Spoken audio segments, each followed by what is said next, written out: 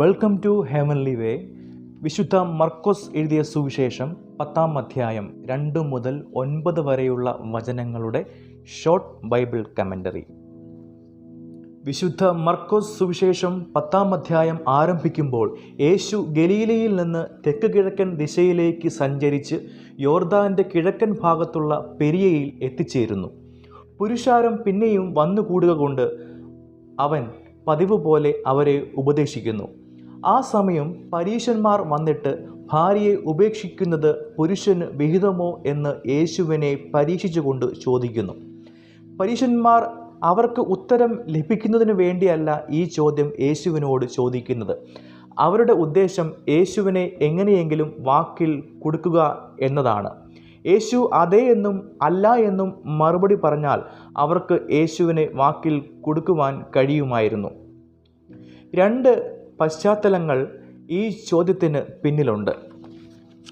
ഒന്ന്, ഹെരോദാവ് തൻ്റെ ഭാര്യയെ ഉപേക്ഷിച്ചിട്ട് തൻ്റെ സഹോദരനായ ഫിലിപ്പോസിൻ്റെ ഭാര്യയെ വിവാഹം ചെയ്തിരുന്നു. അതിനെതിരെ സംസാരിച്ചതുകൊണ്ടാണ് യോഹന്നാൻ സ്നാപകൻ്റെ തല വെട്ടിയത്. ഇവിടെ യേശു ഭാര്യയെ ഉപേക്ഷിക്കുന്നത് പുരുഷന് വിഹിതമല്ല എന്ന് പറഞ്ഞാൽ ഹെരോദാവിന് എതിരെ സംസാരിക്കുന്നവനായി യേശു മാറും. യോഹന്നാൻ സ്നാപകന് സംഭവിച്ചതുപോലെ യേശുവിനും ഒരുപക്ഷെ സംഭവിച്ചേക്കാം. എന്നാൽ യേശു അല്ല എന്ന് മറുപടി പറയാതിരുന്നത് ഒരിക്കലും മരണത്തെ ഭയപ്പെട്ടതുകൊണ്ടല്ല. കാരണം അങ്ങനെ ഒരു മരണം ആയിരുന്നില്ല ദൈവത്തിൻ്റെ ഹിതം എന്നത്.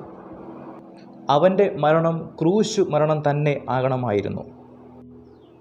ആണെന്ന് യേശു മറുപടി പറഞ്ഞാൽ യേശു തൻ്റെ ഉപദേശത്തിൽ അയവുള്ളവനായി മാറും. ഹെരോദാവിൻ്റെ പ്രവൃത്തിയെ അനുകൂലിക്കുന്നവനായി മാറും. യോഹന്നാൻ സ്നാപകൻ്റെ തല വെട്ടിയത് അനുകൂലിക്കുന്നവനായി മാറും.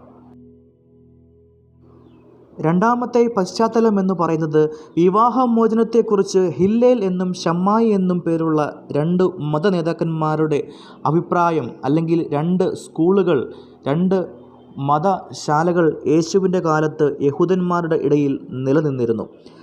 ആവർത്തനം 24-ാം അധ്യായം അതിൻ്റെ 1-ാം വാക്യത്തിൽ പറഞ്ഞിരിക്കുന്ന നിയമം ഇതാണ്: ഒരു പുരുഷൻ ഒരു സ്ത്രീയെ തിരഞ്ഞെടുത്ത് വിവാഹം ചെയ്ത ശേഷം അവളിൽ ദൂഷ്യമായത് വല്ലതും കണ്ടിട്ട് അവന് അവളോട് അനിഷ്ടം തോന്നിയാൽ ഉപേക്ഷണപത്രം എഴുതി കയ്യിൽ കൊടുത്ത് അവളെ വീട്ടിൽ നിന്ന് അയക്കണം.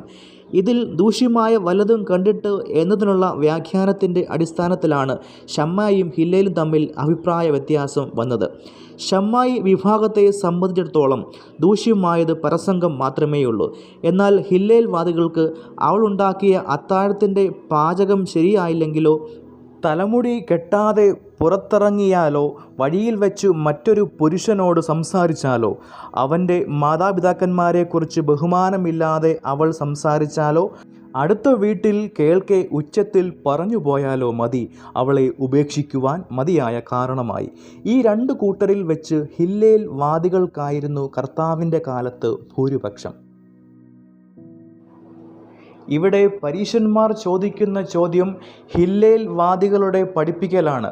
മർക്കോസ് സുവിശേഷം 10-ാം അധ്യായത്തിൽ അത് കൃത്യമായി രേഖപ്പെടുത്തിയിട്ടില്ലെങ്കിലും മത്തായി സുവിശേഷം 19-ാം അധ്യായം അതിൻ്റെ 3-ാം വാക്യത്തിൽ രേഖപ്പെടുത്തിയിരിക്കുന്നത് ഇങ്ങനെയാണ്: ഏതു കാരണം ചൊല്ലിയും ഭാര്യയെ ഉപേക്ഷിക്കുന്നത് വിഹിതമോ എന്നാണ് യേശുവിനെ പരീക്ഷിച്ചുകൊണ്ട് ചോദിക്കുന്നത്. യേശു ആണെന്ന് മറുപടി പറഞ്ഞാൽ ഹില്ലേൽ വാദികൾക്ക് അനുകൂലമുള്ളവനായി മാറും. അല്ല എന്ന് പറഞ്ഞാൽ ഹില്ലേൽ വാദികൾക്ക് എതിരായി മാറും. യേശുവിനെ അനുഗമിച്ച ശിഷ്യന്മാരുടെ കൂട്ടത്തിൽ ഹില്ലേൽ വാദികളും ഷമ്മായി വാദികളും ഉണ്ടായിരുന്നു. യേശുവിൻ്റെ ആണെന്നും അല്ല എന്നുമുള്ള ഏത് ഉത്തരവും ഈ ശിഷ്യഗണത്തിനിടയിൽ ഭിന്നത ഉണ്ടാക്കുന്നതിന് കാരണമായി തീരുമായിരുന്നു.